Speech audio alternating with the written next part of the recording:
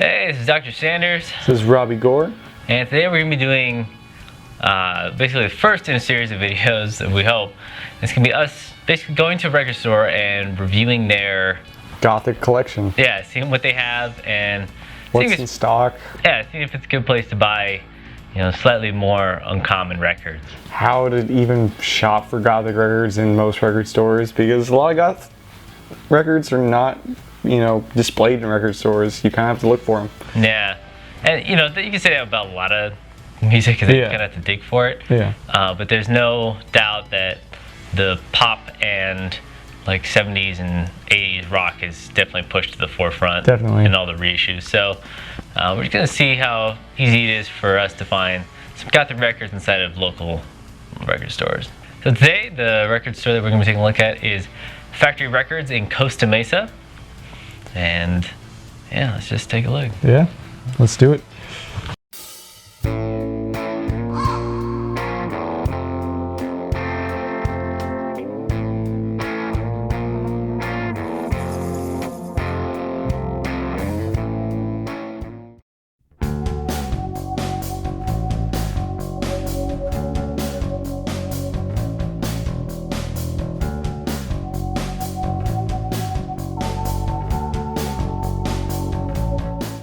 I'm Scott, and this is Factory Records, and I'm a part-timer here. I like to use the moniker Scotty Anxiety, so look me up on SoundCloud. You don't have to actually post that. I'm just whatever.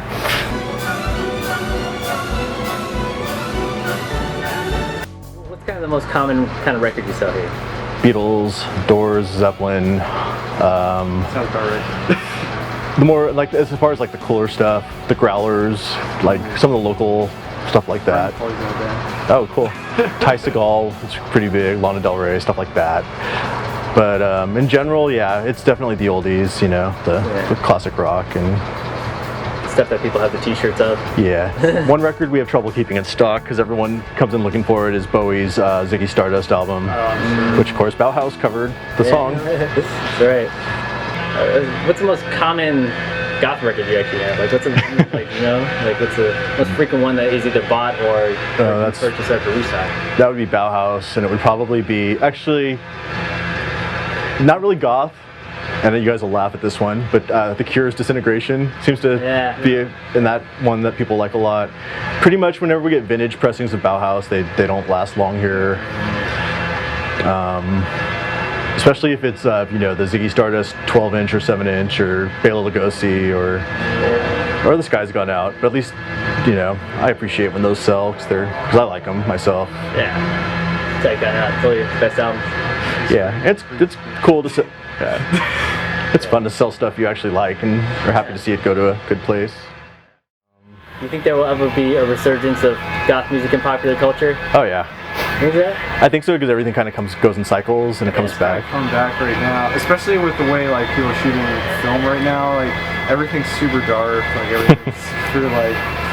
That's true. American Horror Story is like one of the most popular TV shows right now. It's true if you think of Goth as being directly associated with horror movies and horror culture, which I don't know that I do, but some of it has to do too with I think characters that we see in movies and TV. Yeah. I think because of the all right, you guys are gonna hate me. I think because the Twilight movies were so popular, that probably opened people up to it. Yeah. And to me, that's okay. If they use that as a stepping stone and then they kind of branch out. The Hunger Games also, I know it's not necessarily the same kind of goth, but it's definitely got that, feeds into that dark energy. So that could influence people. You never know. Kids who watch that now could grow up and look at that as an influence and then branch out or step up. And the basic thing in a nutshell with goth music, if people realize it's going to scare their parents, they're going to get into it and they're going to create a scene. And I'm not saying that's the only reason it's good, but I think that's a good it's a stepping stone for a lot of kids. People like to get into things they think are shocking. And if enough people start to think, goth music is rebellious, you never know, they could branch out. And then the serious bands, every scene will have the bandwagon jumpers. But then the good bands are the ones like Radiohead, that like, and I don't really like them, but they survived the alternative scene because they stayed with it and stuff. Yeah, took what they did seriously. Right. Same with like the Flaming Lips and Beck and stuff. Those bands they stayed with it. They didn't change, and they didn't go, oh, this is what we were doing is trendy, and it's not cool anymore. Yep. So, same thing with goth music. I think, you know, the bands that have lasted the longest, well, I guess Susie and the Banshees, because she reunites every so often. Yeah. She just did a new song. Oh, she did? Yeah, for Hannibal. Yeah. Oh, interesting. But yeah, I mean, it's funny because the Sisters of Mercy, you know, they've never officially broken up, but obviously they don't put anything out anymore. To me, that's kind of funny how the legacy of bands like Bauhaus and stuff, they've only really, you know, almost 3 albums, and more than twice as many years has gone by than the amount of years they were actually together, which cracks me up. And actually, my first experience with Sisters of Mercy was from Beavis and Butthead, and I actually thought the song was kind of cool, so I went and bought that CD Vision thing, and that was the first album of theirs I heard, which obviously is not nearly as good as their other ones, but I didn't know that at the time, so I got into it. And I was never a goth kid though. Like, I never really dressed goth. I was always more of a punk, or, you know, I thought I was, but. Okay, so that was our trip to Factory Records, and how do you think it went? I think it went well. I was surprised by Factory Records. They actually had a decent selection. There was actually a section for gothic music, which is a rarity, at least where we live. Yeah, I thought it actually went pretty well. They had quite a decent selection of gothic bands compared to a lot of record stores. And the formats I thought it was pretty nice that, you know, throughout the different formats, like say through cassettes, they might have a different thing, different re-releases, or through CDs they had, you know, 45 Graves, Sisters of Mercy, and things like that. So kind of ran the gamut of things to find.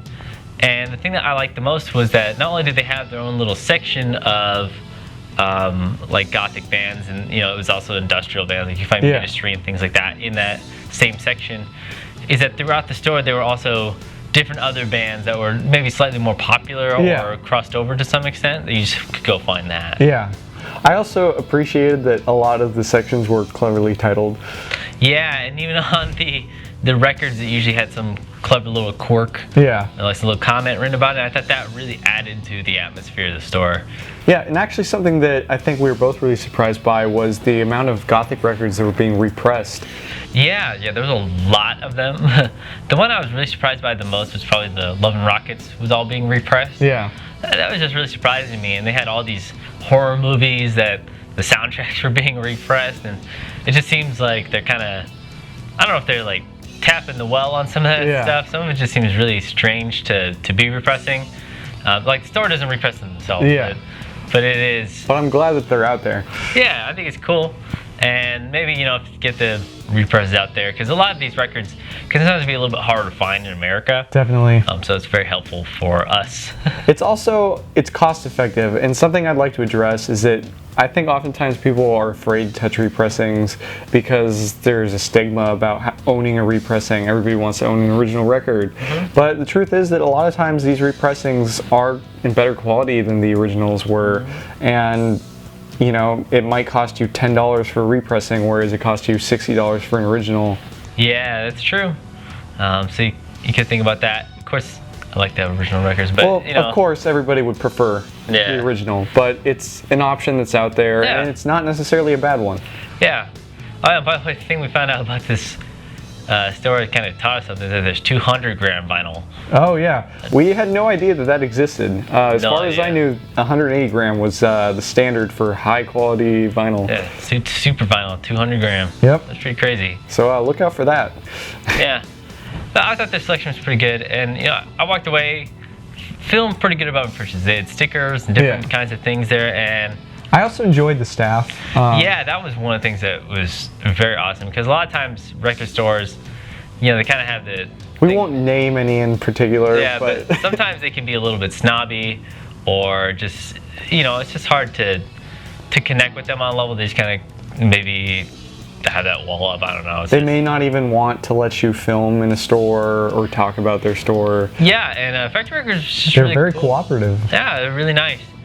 And actually very supportive of us in general. Yeah, and they could just talk about music, man. They knew so much about music, and that was really great. It was really refreshing to see that, especially in, you know, we live in like the cyber world today where everybody just steals your music online. Yeah, so it's just really great to talked to somebody who had really listened to a ton of music and was really nice and really seemed interested in what we were doing. Yeah. So that was great. Yeah.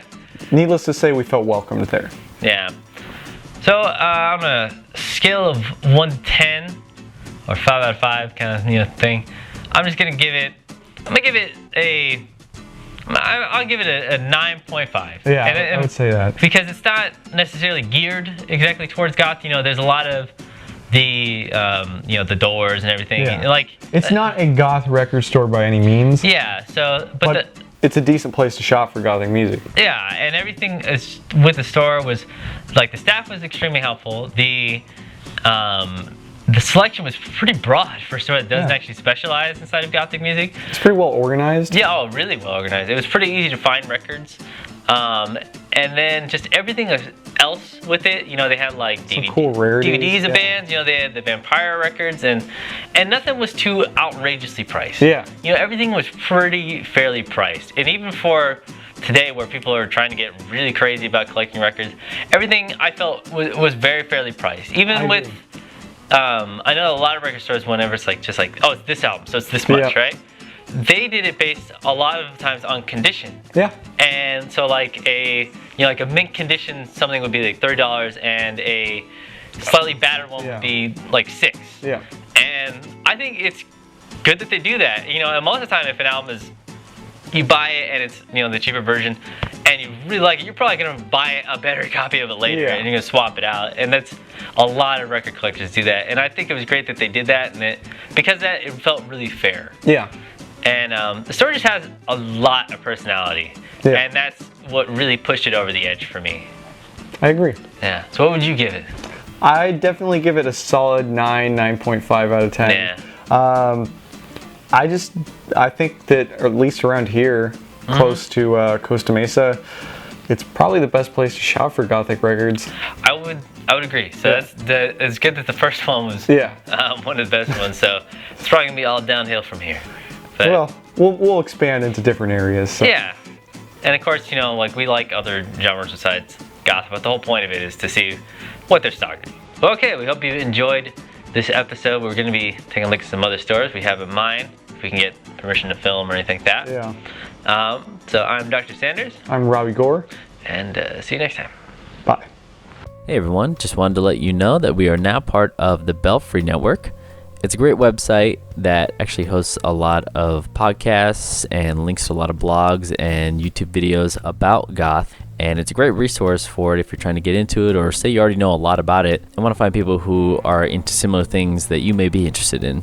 So check it out if it sounds interesting.